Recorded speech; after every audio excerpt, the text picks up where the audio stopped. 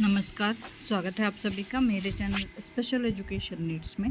तो मैं लेकर हाजिर हूँ फिर third unit family and community. ठीक है, थर्ड यूनिट जो है आपका role of family in early education care and education यानी ECCE के बारे में पूछा है कि फैमिली का रोल क्या होता है। तो सबसे पहले 3.1 देखते हैं, parents as first teacher and family as first school. ठीक है, मतलब इसका मतलब हिंदी में अगर हम बात करें तो प्रथम शिक्षक के रूप में माता पिता और प्रथम विद्यालय के रूप में परिवार। ठीक है, सबसे पहले जो भी चीज़ें हैं अर्ली आइडेंटिफिकेशन हो जाता है या फिर बच्चा अपने क्रिटिकल एज में जो भी सीखता है वो माता पिता से ही सीखता है। ठीक है, माता पिता क्या होते हैं, पहले शिक्षक होते हैं और घर पहली कक्षा होती है। सीखने के प्रमुख संसाधन के रूप में माता पिता बच्चे के सामाजिक, इमोशनल, फिजिकल विकास को आकार देने में मदद कर सकते हैं, हम कह सकते हैं। ठीक है, ताकि वो स्कूल उसके बाद भी आगे मतलब ताकि वो बाद में भी बढ़ सके। छात्र की सफलता का समर्थन परिवार, स्कूल, समुदाय के बीच एक साथ काम करने के लिए समझौते के साथ शुरू होता है। ठीक है, तो इसमें सबसे पहले माता पिता से सामाजिक कौशल सीखता है बच्चा। ठीक है, माता पिता से सामाजिक कौशल किस तरीके से सीखता है, क्या क्या चीज़ें डेवलप होती हैं। तो जैसे आपके साथ एक सुरक्षित लगाव बनाने के लिए माता पिता के रूप में आपके बच्चे का पहला शिक्षक होने से सामाजिक कौशल विकसित करने में मदद मिलती है। ठीक है, इसमें बच्चे नकल करना सीखते हैं। इसमें सामाजिक परिस्थितियों में साथियों से सीखना शामिल हो सकता है, जैसे कि कक्षा में, लेकिन घर में जो परिणाम होता है उसे औपचारिक स्कूल के कमरे जितना ही अच्छा होता है। ठीक है, क्योंकि आपने सुना है कि भाषा जो होता है वो किसी क्लासरूम का परिणाम नहीं है। ठीक है, भाषा घर पे सीखता है बच्चा। बच्चे का सोशलाइजेशन घर पे ज़्यादा अच्छा हो सकता है परिवार के मेंबर के साथ। जैसी परवरिश होती है बच्चा वैसा बनता है। ठीक है, नेक्स्ट है मूल्य एवं नैतिकता विकसित करने में मदद। तो इसमें माँ और जो पापा होते हैं सभी नैतिक मूल्यों और दृष्टिकोण उनके जो भी प्रमुख शिक्षक हैं अपने आपके बच्चे और बच्चे के बाद में प्रदर्शित करेंगे। तो जो मूल्य माता पिता में होते हैं वो बच्चों में होते हैं। आपका बच्चा मतलब आपकी हर बात पर गौर करता है, तो इसीलिए जो मूल्य माता पिता के होते हैं वो बच्चे के भी होते हैं। ठीक है, नेक्स्ट प्रारंभिक कौशल एवं साक्षरता विकसित करने में मदद। तो इसमें क्या है, साक्षरता बहुत ही ज़्यादा महत्वपूर्ण कौशल है, बहुत ही कम उम्र में सीखा जा सकता है। जैसे अभी आ गया जो आपका NEP 2020 जिसमें फाउंडेशनल स्टेज दिया गया है 5 ईयर, 2 ईयर बाल वाटिका आंगनवाड़ी और 3 ईयर प्री स्कूल में दिया गया। तो उसको किस लिए दिया गया, ताकि बच्चे का जो लिटरेसी स्किल्स है, उसकी जो साक्षरता है, वो फाउंडेशन है, नींव है, वो मजबूत हो सके। ठीक है, तो प्रारंभिक कौशल एवं साक्षरता विकसित करने में मदद पेरेंट्स ही करते हैं। ठीक है, तो इस तरीके से मतलब चीज़ों को डेवलप कर सकते हैं। इमोशनल अवेयरनेस में भी माता पिता का हाथ होता है। जैसे मतलब बच्चे की भावना को माता पिता समझते हैं तो उसको विश्वास होता है। ठीक है, विश्वास की भावना उत्पन्न होती है, सकारात्मक सोच को बढ़ावा मिलती है। इस तरीके से चीज़ें उसमें डेवलप होती हैं। ठीक है, next 3.2 role of family in independent and executing IFSP and IEP। तो सबसे पहले यहाँ पर हम ये देखेंगे कि IEP क्या होता है। इसकी हिंदी ये होगा, IFSP और IEP के विकास और क्रियान्वयन में परिवार की भूमिका। मतलब जो IFSP है और IEP है उनको लागू करने में परिवार की क्या भूमिकाएं होती हैं। तो अगर हम यहाँ पर देखें तो IEP का जो फुल फॉर्म होता है इंडिविजुअलाइज्ड एजुकेशनल प्रोग्राम। ठीक है, इंडिविजुअलाइज्ड एजुकेशनल प्रोग्राम, हिंदी में व्यक्तिगत शैक्षिक कार्यक्रम। ठीक है, तो जो व्यक्तिगत शैक्षिक कार्यक्रम होता है उसमें परिवार की भूमिका ये होती है कि पेरेंट्स को पता होता है कि बच्चे की स्ट्रेंथ और वीकनेस क्या है। ठीक है, बच्चे का लेबल किस तरीके से है, बच्चा किस तरीके से सीखता है, ये सारी चीज़ें पेरेंट्स को पता होती है। तो पेरेंट्स एंड प्रोफेशनल का कोलैबोरेशन होना चाहिए। मतलब परिवार के सदस्य बच्चे की वीकनेस और उसकी ताकत के बारे में प्रोफेशनल को जानकारी दे सकते हैं, स्किल डेवलपमेंट करने में सहायता कर सकते हैं। ठीक है, नेक्स्ट है IFSP। IFSP का फुल फॉर्म है इंडिविजुअलाइज्ड फैमिली सर्विस प्रोग्राम। अब जो इंडिविजुअलाइज्ड फैमिली सर्विस प्रोग्राम है, ये परिवार केंद्रित सेवाएं कहलाती है। ठीक है, परिवार केंद्रित सेवाएं किस तरीके से, तो इसमें ये एक प्रक्रिया है, ठीक है, जिसमें प्रक्रिया और दस्तावेज दोनों हैं, जिसका उद्देश्य क्या होता है, समुदाय में परिवार और पेशेवरों को उनकी संयुक्त प्रयासों में जन्म से लेकर 3 साल तक की उम्र में, मतलब जब तक बच्चे का क्रिटिकल एज होता है, छोटे बच्चे के विकास संबंधी ज़रूरतों को पूरा करने में मदद करते हैं। ठीक है, अब इसमें परिवार क्या क्या चीज़ें हो सकती हैं, तो ये परिवार केंद्रित जितनी भी सेवाएं होती हैं वो उपलब्ध करवाता है। उसके अलावा शैक्षिक, चिकित्सा एवं सामाजिक सेवाओं तक पहुंच प्रदान करता है। उसके अलावा पेशेवरों की जो भी विशेषज्ञता होती हैं, पेशेवरों की विशेषज्ञता इन द सेंस कि मतलब उसमें काम आ सकते हैं, जैसे प्रोफेशनल हैं, ऑडियोलॉजिस्ट हैं, स्पीच थेरेपिस्ट हैं, थेरेपी देने में, स्पेशल एजुकेटर है जो सॉरी स्पेशल एजुकेटर है जो सेवाएं देने में मदद कर सकते हैं। एजेंसीज एंड प्रोफेशनल कोऑर्डिनेशन होना ज़रूरी होता है, जिससे बच्चों को सेवाओं का लाभ मिल सके। ठीक है, नेक्स्ट है 3.3 family role in developing foundational literacy and numeracy. तो यहाँ पर पूछा है कि फैमिली का रोल क्या है फाउंडेशनल लिटरेसी यानी मूलभूत साक्षरता को डेवलप करने के लिए फैमिली की भूमिकाएं क्या हैं। तो फैमिली की भूमिकाएं क्या हैं, सबसे पहले तो हम ये जान लेते हैं फाउंडेशनल लिटरेसी और न्यूमेरेसी क्या है। तो इंक्लूसिव एजुकेशन में मैंने आप सभी को बताया था फाउंडेशनल लिटरेसी, जिसमें पढ़ना, लिखना, ठीक है, बोलना, सुनना, ये सारी चीज़ें, दैनिक दिनचर्या की गतिविधियाँ हैं, वो सारी शामिल होती हैं। तो इसमें सबसे पहले तो लर्निंग को इनकरेज कर सकते हैं। अब लर्निंग को किस तरीके से इनकरेज कर सकते हैं, अपने शिशु के की देखभाल करके, ठीक है, उसकी हर बात का जवाब देके, शिशुओं की जो भी बच्चे हैं उनसे बात करें, जितना ज़्यादा बात करेंगे उतना उनका जो बात करने का या कम्युनिकेशन स्किल्स है वो अच्छी होगी। बच्चे के वातावरण यानी मतलब जैसे बॉडी है, बॉडी के अंग है, कपड़े का रंग है, भोजन है, खिलौने हैं, इन चीज़ों की शब्दावली को बढ़ा सकते हैं। ठीक है, उसके अलावा मतलब इसमें नेक्स्ट इनकरेज स्पीकिंग, तो बोलने को कैसे प्रोत्साहित कर सकते हैं, जैसे छोटे बच्चों को ये पूछने के लिए प्रोत्साहित करें कि वो क्या चाहते हैं, उसे इंगित ना करें, मतलब जैसे हम पिन पॉइंट करते हैं ना, फिंगर उठा के बताते हैं, इशारे करते हैं, तो वो चीज़ नहीं बताएं, क्योंकि हम जितना ज़्यादा उनसे बात करेंगे वो बातचीत करना चाहेंगे। ठीक है, उसके अलावा उनको ज़्यादा से ज़्यादा प्रश्न पूछें, कहानियाँ सुनाएं, उनको लोगों के साथ शिष्टाचार सिखाएं, अभिवादन करना सिखाएं, जैसे धन्यवाद, नमस्ते, अलविदा।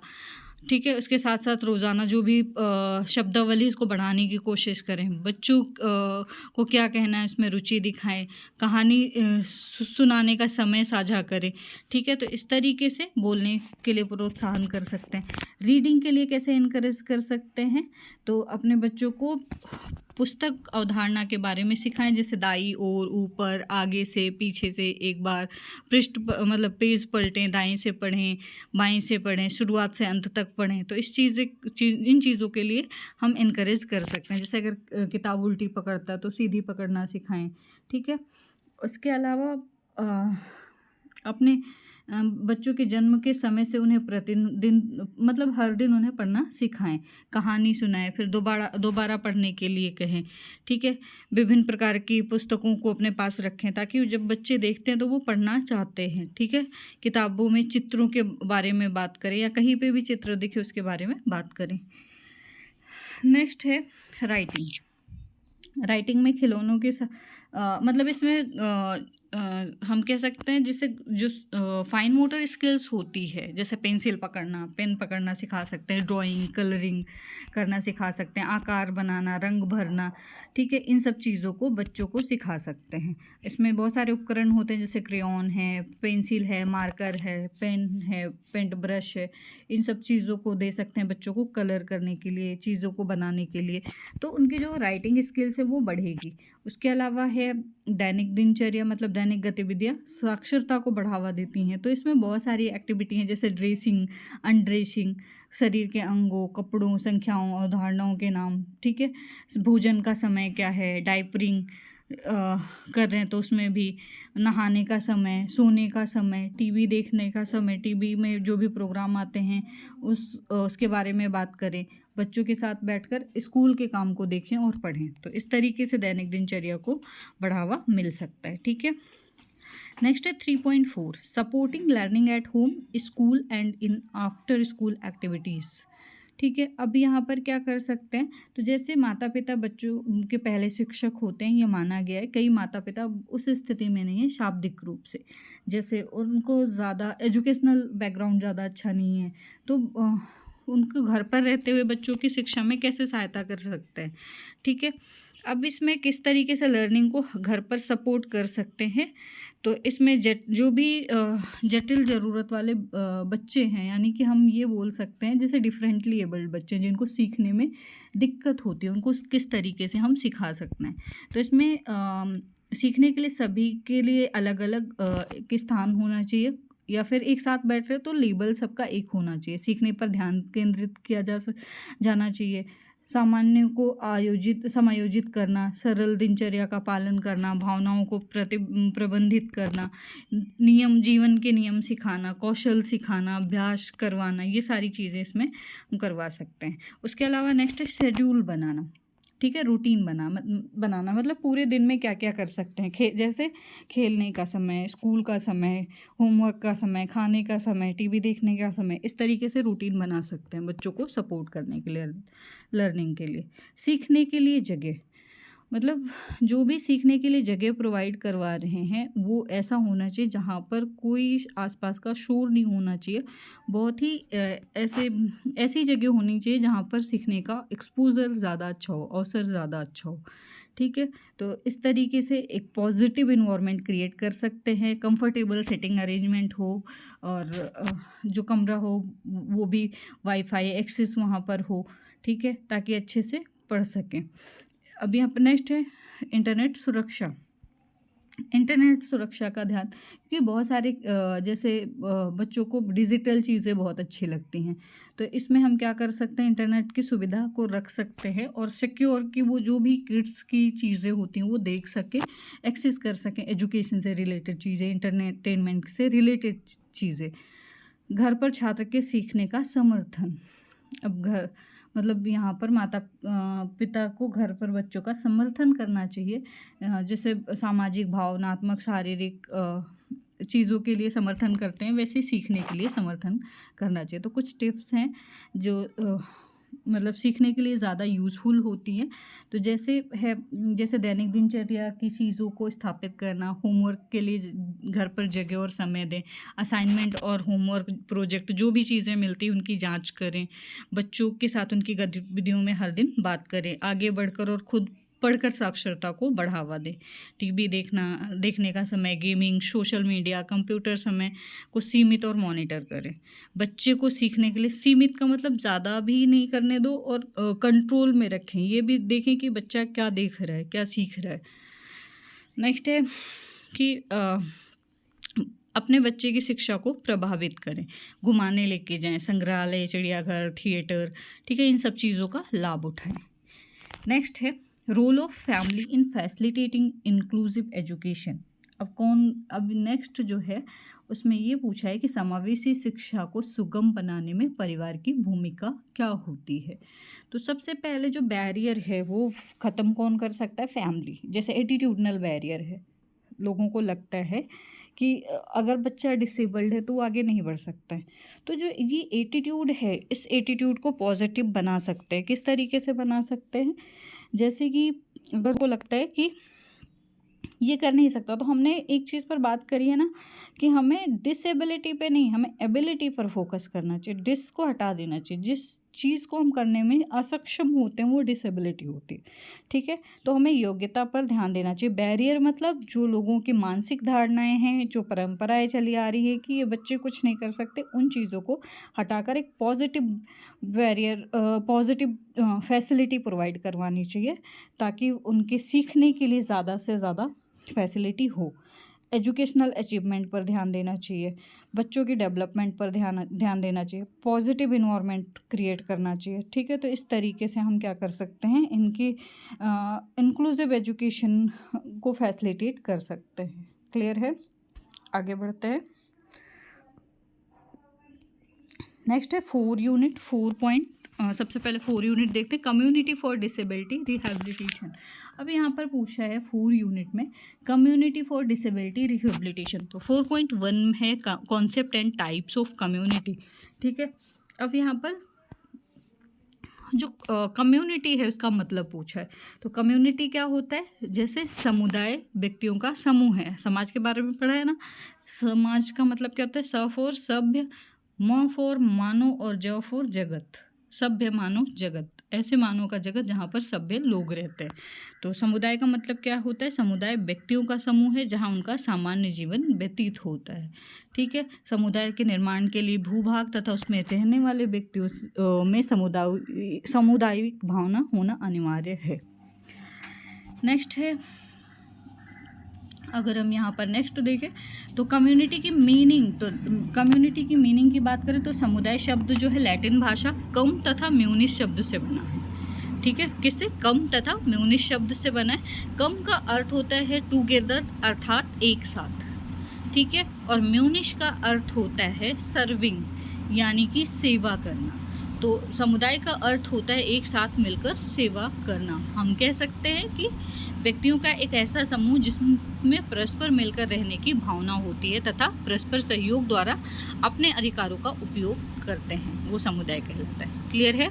अब डेफिनेशन देख लेते हैं। तो मैकाइवर एवं पेस की डेफिनेशन ली है मैंने। तो यहाँ पर समुदाय जीवन जीने समुदाय सामाजिक जीवन के उस क्षेत्र को कहते हैं जिसे सामाजिक संबंध अथवा सामंजस्य की कुछ मात्रा द्वारा पहचाना जा सकता है। जैसे समाज में लोग रहते हैं ना, तो समाज में कोऑर्डिनेशन होता है, मेल मिलाप होते हैं, लोग एक दूसरे की मदद करते हैं, तो ये चीज़ हम पहचान सकते हैं। ठीक है, तो समुदाय वही एरिया है जहाँ पर लोग एक दूसरे की भावनाओं को समझते हैं। बट ठीक है, नेक्स्ट देखते हैं टाइप्स ऑफ कम्युनिटी।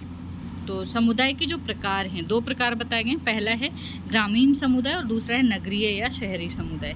ठीक है, तो ग्रामीण समुदाय का मतलब आपको पता है, प्रारंभिक काल में ही मानव जीवन का निवास स्थान ग्रामीण समुदाय रहा है। मतलब जब से इंसान के जीवन का प्रारंभ हुआ है तब से ग्रामीण समुदाय रहा। लेकिन धीरे धीरे एक ऐसा समय आया जब हमारी ग्रामीण जनसंख्या ज़्यादा विकसित हो गई और ग्रामीण समुदाय को बदलते परिवेश में ग्रामीण समुदाय को मतलब परिभाषित करना कठिन है। इसकी जो विशेषताएं हैं कुछ थोड़ी बहुत, जैसे कृषि व्यवसाय होता है, प्राकृतिक निकटता ज़्यादा होती है, जातिवाद एवं धर्म का अधिक महत्व माना जाता है, संयुक्त परिवार होते हैं, सामुदायिक भावना होती है, धर्म एवं परंपरागत बातों में अधिक विश्वास होता है। नेक्स्ट है आपका शहरी एवं नगरीय समुदाय। तो नगरीय समुदाय का अर्थ होता है नगर से बना हुआ, जिसका अर्थ है नगरों से संबंधित। जैसे शहरी समुदाय को एक सूत्र में बांधना अत्यंत कठिन है। यद्यपि हम नगरीय समुदाय को देखते हैं तो वहाँ विचारों से पूर्ण अवगत हैं, लेकिन उससे परिभाषित करना आसान नहीं है। जैसे नगरीय समुदाय की भावना विशेषताएं अगर हम देखें तो जनसंख्या का अधिक घनत्व होता है, रोजगार की तलाश में लोग गाँव से शहरों को जाते हैं, इसलिए विभिन्न संस्कृतियों का केंद्र, क्योंकि वहाँ पर बहुत सारे लोग रहते हैं, गाँवों से विभिन्न गाँवों से लोग आते हैं और वहीं बस जाते हैं, रीति रिवाज में विश्वास करते हैं और मानते हैं। ठीक है, अंधविश्वासों की कमी होती है वहाँ पे। वर्ग अतिवाद, नगरीय समुदाय में धनियों में धनी और गरीबों में गरीब वर्ग के लोग पाए जाते हैं। ठीक है, श्रम विभाजन, यहाँ पर मतलब श्रम विभाजन उनकी स्किल्स के हिसाब से होता है। एकांकी परिवार, मतलब एकल परिवार ज़्यादा यहाँ पर रहते हैं। ठीक है, नेक्स्ट है 4.2। तो यहाँ पर पूछा है role of community in prevention, early identification and intervention. ठीक है, अब यहाँ पे इसका मतलब क्या है, 4.2 को मैंने इसमें नहीं डाला। तो रोकथाम में समुदाय की भूमिका, प्रारंभिक पहचान और विकलांगता के हस्तक्षेप। ठीक है, समुदाय एक शब्द जो है विकलांग व्यक्तियों से प्रत्येक सदस्य के लिए महत्व होता है, सबके लिए बहुत ज़्यादा महत्वपूर्ण होता है। जैसा कि हम जानते हैं कि यहाँ पर डाइवर्स लोग रहते हैं, संस्कृति, पृष्ठभूमि, धर्म में आने वाले लोगों के बीच परिवर्तन की अनुमति मिलती है। ठीक है, यहाँ पर बुनियादी बातों, मानदंड, धर्म, पहचान, मूल्यों को शामिल करने वाले लोगों की आपसी समझ के कारण मौजूद है। ठीक है, अब इनके रोल क्या होते हैं या फिर ये किस तरीके से समुदाय में रहते हैं, तो ये देख लेते हैं। तो इसमें बहुत सारी चीज़ें होती हैं, जैसे एक समुदाय में अगर कोई विकलांग व्यक्ति है तो उसे आसानी से विस्तृत किया जा सकता है यदि हम केवल इरादे और समझ के साथ मैत्रीपूर्ण संबंध बनाने पर जोर देते हैं। तो सबसे पहले एक मतलब समूह बनाने की आवश्यकता होती है। यहाँ पर जैसे अगर अर्ली आइडेंटिफिकेशन कम्युनिटी में बच्चे रहते हैं, अगर हम सिंपल शब्दों में बात करें अर्ली आइडेंटिफिकेशन एंड इंटरवेंशन की, तो कम्युनिटी में बहुत सारी फैमिलीज़ रहती हैं। अब वो उन फैमिलीज से लोग मिलते जुलते हैं, लोगों की अवेयरनेस होती है, वो साझा कर सकते हैं, हेल्प दे सकते हैं, पहचान करने में मदद कर सकते हैं, सेवाएँ प्रोवाइड करवाने में मदद कर सकते हैं। इस तरीके से आप डिफ़ाइन कर सकते हैं। ठीक है, नेक्स्ट है 4.3 community based inclusive development need importance and strategy. ठीक है, हिंदी में बात करें तो समुदाय आधारित समावेशी विकास आवश्यकता, महत्व और रणनीतियाँ। ठीक है, इसको कम्युनिटी बेस्ड इंक्लूसिव डेवलपमेंट को बोलेंगे CBID। ठीक है, अब ये CBID जो है वो क्या है, तो हाल ही में केंद्रीय सामाजिक न्याय मंत्री ने दिव्यांगजनों के पुनर्वास पर 6 महीने का समुदाय आधारित समावेशी विकास कार्यक्रम शुरू किया था। ठीक है, अब CBID जो है इसमें कौन कौन सी चीज़ें, तो CBID जो है स्वास्थ्य, शिक्षा, आजीविका, सामाजिक और सशक्तिकरण, स्थानीय भागीदारों के साथ मिलकर काम करना। ठीक है, मतलब जितने भी कम्युनिटी के लोग होते हैं वो क्या करते हैं, स्वास्थ्य, शिक्षा, आजीविका, सामाजिक सशक्तिकरण, इन सब लोगों के लिए काम करते हैं। परिवर्तन लाने के लिए दिव्यांगता आंदोलन, मतलब जो भी बहुत सारे डिसेबिलिटी को में परिवर्तन लाने के लिए, जैसे डिसेबिलिटी जो है उसमें एबिलिटी देखने के लिए, रोजगार दिलाने के लिए, उनकी लाइफ स्किल्स सिखाने के लिए, लाइफ को सक्षम बनाने के लिए विकलांगता आंदोलन चलाए गए। ठीक है, स्थानीय स्तर पर निर्णय लेने की प्रक्रिया, मतलब जो भी डिसीज़न है, क्या कर सकता है बच्चा, कैसे आगे बढ़ सकता है, इसमें भागीदारी। प्राकृतिक और मानव जाति आपदाओं के समय के लिए तैयारी और लचीलापन, जो भी डिजास्टर आते हैं उनके लिए मानव जनित जो भी आपदाएँ हैं समय के लिए तैयारी और फ्लेक्सिबिलिटी दोनों रखते हैं। समुदाय आधारित पुनर्वास के रूप में अधिक समावेशी, उत्तरदायी और जवाबदेह समुदाय को प्रोत्साहन। ठीक है, तो इस तरीके से आप इसको डिफाइन कर सकते हैं। नेक्स्ट है 4.4 creating enabling environment mobilising local communities resources towards the rehabilitation of person with disability. ठीक है, सक्षम वातावरण बनाना, स्थानीय समुदाय संसाधनों को जुटाना, विकलांग व्यक्तियों का पुनर्वास। ठीक है, अब इसमें एक विशेष कार्यक्रम के बारे में लोगों की जागरूकता और मांग को बढ़ाने के लिए जो भी संसाधन हैं, सेवाएं हैं, उनके वितरण में सहायता करने के लिए, लोगों को आत्मनिर्भर बनाने के लिए, सामुदायिक भागीदारी देने के लिए, मतलब इसमें बहुत सारी प्रक्रियाएं की जाती हैं। ठीक है, तो इसमें सबसे पहले संसाधनों को जुटाना और प्रबंधित करना, जो भी लोग हैं उनके लिए जो भी संसाधन होते हैं यूज़ के लिए, उसको जुटाना और उनका मैनेजमेंट करना। तो इसमें सबसे पहले फाइनेंशियल रिसोर्सेज हैं, जैसे बहुत लोगों को पैसों की कमी होती है या फिर वो इसी वजह से पीछे रह जाते हैं, तो फाइनेंशियल रिसोर्सेज प्रोवाइड करवाना। एक्सेसिबिलिटी वाले रिसोर्सेज, जैसे बच्चा अगर उसके सहायक उपकरण हैं, एड्स एंड अप्लायंसेज, जैसे हियरिंग ऐड हो गया, या फिर अगर लोकोमोटर डिसेबिलिटी का बच्चा है तो कैलिपर, क्रचेस, और उसके लिए वो वॉकर हो गया, ये सारी फैसिलिटी। अगर बच्चा विजुअल इम्पेयरमेंट है तो उसके लिए स्टिक, लो विज़न है तो चश्मे। ठीक है, टॉक बैक, इन सब चीज़ों के लिए एक्सेसिबिलिटी। कम्युनिटी को पार्टिसिपेट करवाना, ताकि जो भी बच्चों को सुविधाओं की नीड है वो मिल पाए। CBR में भागीदारी को बढ़ावा देने में सरकार की रणनीति, नीति निर्माण और समीक्षा और प्रचार, मतलब जो भी नीति है उनका पहले निर्माण करना, उनका रिव्यू लेना कि वो कितनी इफेक्टिव हैं, और उनका प्रचार प्रसार करना क्योंकि लोगों तक पहुंच सकें। ठीक है, उपयुक्त प्रशासनिक ढांचों को स्थापित करना, संसाधनों का जुटाव, सामुदायिक भागीदारी को प्रोत्साहन करने के लिए विकेंद्रण, प्रशिक्षण और संवेदीकरण, ये सब चीज़ें हम क्या कर सकते हैं, एक इन्वायरमेंट क्रिएट करने के लिए जुटा सकते हैं। ठीक है, आगे बढ़ते हैं। 4.5 है issues and challenges in rehabilitation of children with disability in the community. समुदाय में विकलांग बच्चों के लिए पुनर्वास के मुद्दे और चुनौतियाँ। तो सबसे पहले यहाँ पर क्या होता है, अपर्याप्त फंडिंग, यानी कि इनएडिक्वेट फंडिंग। सरकार किसी देश के CHR योजना का विस्तार करना चाहती है, लेकिन अपर्याप्त धन के कारण CBR अभी भी SBG लोन से बाहर तक ही सीमित है। ठीक है, अब इसमें दूसरा है सांख्यिकी डेटा का अभाव। इसमें क्या होता है, मतलब आंकड़ों की जानकारी नहीं होती है, विकलांगता की व्यापकता का ज्ञात नहीं होता है। आशा की जाती है कि अगली जनसंख्या आवास जनगणना योजना से संसाधन आवंटन के लिए में आसानी के लिए बेहतर विकलांगता आंकड़े लेके आएगी। मतलब 2011 में हुई जनगणना, उसके बाद सर्वे में और फिर कुछ नहीं हुआ, तो काफ़ी दिक्कतों का सामना करना पड़ता है। इसलिए चैलेंजेस ज़्यादा आती हैं कि किस तरीके के डिसेबल्ड होंगे, कितने डिसेबिलिटी ज़्यादा होगी।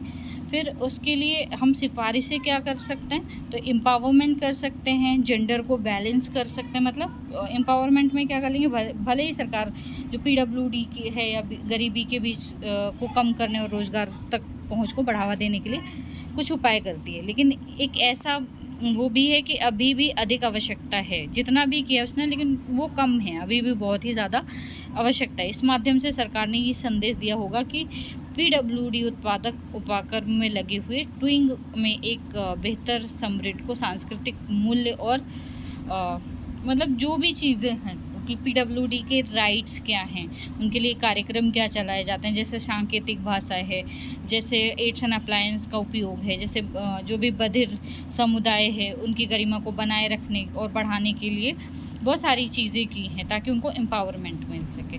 नेक्स्ट है जेंडर बैलेंस, किस तरीके से जेंडर बैलेंस रख सकते हैं। तो इसमें चाहे महिला हो चाहे पुरुष हो डिसेबल्ड, उनको इक्वल अपॉर्चुनिटी देना। ठीक है, नेक्स्ट है health care system. Health care system में चाहे मतलब जो भी विकलांगता है उसके रोकथाम के लिए भी बहुत सारी योजनाएं चलाई जाती हैं। भौतिक पर्यावरण एवं बाधाओं को दूर करना, remove physical and environmental barrier. तो इसके लिए जो फिजिकल बैरियर है, जैसे चलने फिरने में मोबिलिटी में दिक्कत आती है, उसके लिए उन बाधाओं को दूर करने की कोशिश करती है। इन्वायरमेंटल बैरियर हैं, उनको दूर करने का काम किया जाता है ताकि कोई दुर्घटना ना हो, आसानी से बच्चे उसको एक्सेस कर सकें। उसके अलावा इंस्टीट्यूशनल रिहेबिलिटेशन, बहुत सारे इंस्टीट्यूट खुल रहे हैं, उसमें भी फंड मिलते हैं ताकि डिसेबल्ड के लिए अच्छे काम हो सकें। कोऑर्डिनेशन, लोगों इसमें कोऑर्डिनेशन में जो भी गतिविधियां होती हैं निगरानी और मूल्यांकन करने में सक्षम होती हैं। ठीक है, तो इस तरीके से इसको डिफाइन कर सकते हैं। नेक्स्ट है 5 यूनिट 5 में पूछा है role of community in education of children with disability. 5.1 है community awareness about disability, early identification, intervention and education. तो यहाँ विकलांगों के बारे में सामुदायिक जागरूकता, शीघ्र पहचान और हस्तक्षेप और शिक्षा। तो सबसे पहले यहाँ पर है इक्वालिटी, यहाँ पर सबको समान अवसर दिया जाता है। इसके बारे में लोगों को अवेयर करना, चाहे वो डिसेबल्ड बच्चा हो चाहे वो नॉर्मल बच्चा हो। इक्विटी का प्रावधान है, इक्विटी मतलब समता। ठीक है, समता क्या होती है, जैसे जिस बच्चे को जितनी नीड है उसके लेवल के अनुसार उसको एजुकेशन मिलती है। सबको अवेयर किया जाता है, सबके लिए प्रोग्राम चलाए जाते हैं, गाइडेंस दी जाती है। डिसेबिलिटी राइट और मतलब जो भी दिव्यांगजन के अधिकार हैं या उनके जो लॉ हैं उनके बारे में गाइडेंस भी दी जाती है। तो इस तरीके से आप इसको डिफाइन कर सकते हैं। नेक्स्ट है 5.2 community support for home based education and in times of disaster. ठीक है, अब यहाँ पर जो आपका 5.2 पूछा गया है, ठीक है, मैं उसकी हिंदी बता देती हूँ।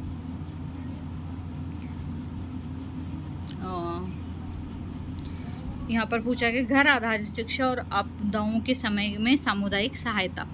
ठीक है, तो इसमें सबसे पहले जो क्या सहायता दे सकते हैं, तो अभिभावक, शिक्षक एवं पेशेवरों का समर्थन, आपस में सहयोग होना ज़रूरी है। चाहे वो पेरेंट्स हों, चाहे टीचर हों और चाहे प्रोफेशनल हों, उनका आपस में समर्थन होना बहुत ज़्यादा ज़रूरी होता है। ठीक है, क्योंकि जब समर्थन होता है तभी चीज़ें अच्छी हो सकती हैं। School management as per child need, जो भी स्कूल है उसका मैनेजमेंट कैसा होना चाहिए, चाइल्ड की जो भी बच्चे की जो आवश्यकता है उसके आधार पर।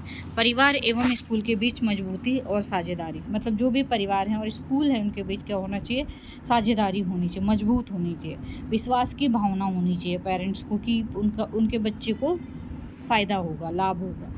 सीखने का प्रबंधन होना चाहिए, मतलब सीखने का माहौल अच्छा बनाना चाहिए। सीखने की प्रक्रिया में पूर्ण भागीदारी, डिसीजन मेकिंग, बच्चा क्या करेगा, किस तरीके से करेगा, उसमें जो भी प्रॉब्लम आते हैं बच्चे के लिए उसकी समस्या का समाधान करना। ठीक है। 5.3 है collaboration with anganwadi and and other governmental agencies for children with disability. ठीक है, शिक्षा के लिए आंगनबाड़ियाँ और अन्य सरकारी एजेंसियों के साथ सहयोग भी। अब यहाँ पर बहुत सारे शोध हुए हैं, ठीक है, उनसे ये पता चलता है कि 80% क्षमता 3 साल की उम्र से, मतलब ये आपको पता है कि जो भी बच्चे की कैपेसिटी होती है, क्षमता होती है, वो क्रिटिकल एज में डेवलप हो जाती है। ठीक है, इस प्रकार अगर हम बात करें बचपन के देखभाल और शिक्षा के विकासात्मक लाभ को बढ़ावा देने के लिए विशेष और अवसर प्रदान करती है। ठीक है, तो इसमें जो आंगनवाड़ी है, आंगनवाड़ी क्या काम करती है, जो भी बौद्धिक जिज्ञासा होती है उसको प्रोत्साहित करती है, भावनाओं और को व्यक्त करने, समझने, स्वीकार करने, नियंत्रित करने के लिए मार्गदर्शन प्रोवाइड करती है। नैतिक और सांस्कृतिक मूल्य, ताकि बड़ों के प्रति ईमानदारी, आज्ञाकारी, दयालु, सच्चा और सम्मानजनक हो। आत्मविश्वास की भावना को बढ़ावा देती है। धारा प्रवाह सही, स्पष्ट में, मतलब जो भाषा है वो फ्लुएंसी में हो, क्लियर हो, इसके लिए ध्यान देती है। समृद्ध सीखने के अनुभव के माध्यम से व्यक्तित्व का विकास हो, सामाजिक दृष्टिकोण को ध्यान में रखती है। ठीक है, उसी तरीके से अगर हम गवर्नमेंटल एजेंसीज़ की बात करें तो इसमें बहुत सारे मतलब जो भी संघ के लेख होते हैं उनके लिए उचित गठन होता है। संविधान में स्पष्ट रूप से परिभाषित जो भी शक्तियां हैं, कर्तव्य हैं या जो अधिकार हैं उनका प्रबंधन किया गया। स्वैच्छिक अधिकार हैं कार्यक्रमों को आगे बढ़ाने के लिए, जानकारी, व्यक्तियों की भागीदारी को सुरक्षित करने की स्थिति के लिए। ठीक है, जो भी भेदभाव होते हैं, लिंग, धर्म, जाति, उनके आधार पर कोई भेदभाव नहीं करेगा, इस तरीके का प्रावधान है। किसी भी राजनीतिक दल के हितों को आगे बढ़ाने के लिए सीधे कार्य करना। इस तरीके से गवर्नमेंटल एजेंसीज़ हैं जो एजुकेशन के लिए काम करती हैं। ठीक है, एजुकेशन फ्री एंड कंपलसरी हो, जो भी राइट टू एजुकेशन है उसका प्रावधान है, तो इन सब चीज़ों पर ज़्यादा ध्यान देती है। नेक्स्ट है 5.4 community as a stakeholder in special and inclusive education. तो स्टेक होल्डर, इससे पहले की वीडियो में भी हमने डिस्कस किया था। पेरेंट्स होते हैं, पेरेंट्स का रोल क्या होता है बच्चे के पालन पोषण में। टीचर का रोल क्या होता है बच्चों में एजुकेशन डेवलप करने में। स्पेशल एजुकेटर में जो कॉन्सेप्ट है उनको डेवलप करने में। ऑडियोलॉजिस्ट समस्या क्या है, किस तरीके की है, ये जांचने में। थेरेपिस्ट में थेरेपी देने की। ठीक है, कम्युनिटी मेंबर क्या होता है सुविधाओं को प्रोवाइड करने में या अवेयरनेस लाने में ज़्यादा मदद करते हैं। तो इस तरीके से आप इनके स्टेक होल्डर के बारे में और इनके रोल के बारे में लिख सकते हैं। ठीक है, नेक्स्ट है 5.5 safeguarding children with disability family in the, यहाँ पूछा है कम्युनिटी, आपका जो 5.5 है safeguarding children with disability and their families in the communities, मतलब समुदाय में विकलांग बच्चे और उनके परिवारों की सुरक्षा करना। तो किस तरीके से कर सकते हैं, सबसे पहले तो बाल सुरक्षा जागरूकता होनी चाहिए। अगर बच्चा है तो वो सेफ हो, ठीक है, उसमें कम से कम वृद्धि में, मतलब उसमें वृद्धि होनी चाहिए। एक सामान्य समझ स्थापित करना चाहिए विकलांगता के बारे में, मतलब जानना चाहिए उनको। यूज़ ऑफ डिसेबिलिटी राइट, जो भी उनके दिव्यांग अधिकार हैं उनका उपयोग करना चाहिए। ठीक है, जो भी मिथक हैं या कलंक हैं उनको कम करना चाहिए। दुर्व्यवहार नहीं करने देना चाहिए किसी को, बाधाओं को दूर कर देना चाहिए, जैसे कौन सी एटीट्यूडनल, फिजिकल, ठीक है, ये जो जितनी भी बाधाएं उनको दूर करना चाहिए। एजुकेशन में सपोर्ट करना चाहिए, जीवन कौशल सिखाना चाहिए ताकि लाइफ सक्षम हो। जॉब के लिए भी प्रावधान करना चाहिए, जॉब के लिए भी मदद करनी चाहिए। तो ये सारी चीज़ें उनके लेवल के अनुसार उन्हें जॉब प्रोवाइड करवानी चाहिए। ये सारी चीज़ें हम सेफ गार्डिंग के लिए कर सकते हैं। तो आई होप ये पेपर आपका क्लियर हो गया होगा, कोई कन्फ्यूज़न नहीं होगा। अगर है कन्फ्यूज़न तो मुझे बता सकते हैं। आई मेक श्योर कि मैं आपकी हेल्प ज़रूर करूँगी और मुझे खुशी होगी कि मैं आपके काम आ सकूँ। ठीक है। तो ऐसे ही बने रहिए मेरे चैनल पे और हमेशा दूसरों को भी रिकमेंड करिए अगर आपको यूज़फुल लगा है तो। और मैं जितना हो सकेगा मुझसे मैं उतनी हेल्प करूँगी, ठीक है। I can do anything for you, okay. तो please subscribe, share and likes. Thank you, शुक्रिया। मिलते हैं अगले वीडियो में, तब तक के बाय।